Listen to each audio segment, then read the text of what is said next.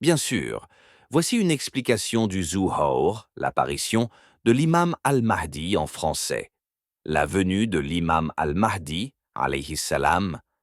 L'imam al-Mahdi, alayhi salam, est une figure centrale de l'eschatologie islamique, reconnue à la fois par les musulmans sunnites et chiites, bien que les détails de leurs croyances diffèrent.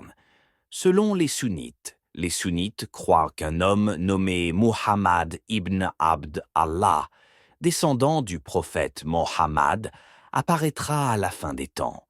Il sera un dirigeant juste qui restaurera la justice et mettra fin à la tyrannie sur terre. Il est appelé Al-Mahdi, ce qui signifie le bien guidé.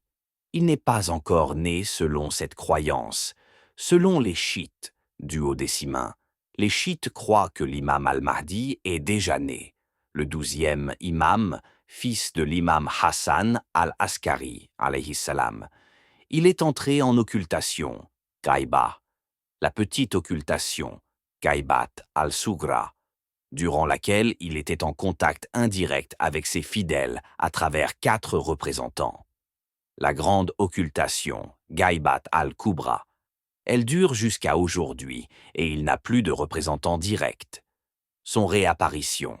Les chiites croient qu'il réapparaîtra lorsque le monde sera rempli d'injustice et d'oppression. À son retour, il établira un règne de justice universelle. Il sera accompagné par Jésus, Issa alayhi salam, selon certaines traditions. Il combattra les forces du mal, y compris l'Antéchrist, Dajjal. Signe de sa venue. Les traditions islamiques mentionnent plusieurs signes précédant son apparition. Une grande corruption morale et sociale. L'apparition d'un homme nommé Soufiani. Des événements cosmiques inhabituels, comme des éclipses anormales. La montée du Dajjal. Des conflits et des troubles mondiaux.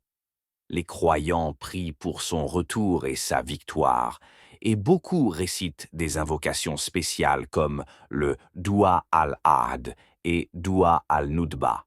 Souhaitez-vous que je vous fournisse ce contenu dans un style plus littéraire ou l'utiliser pour une présentation, un article ou autre?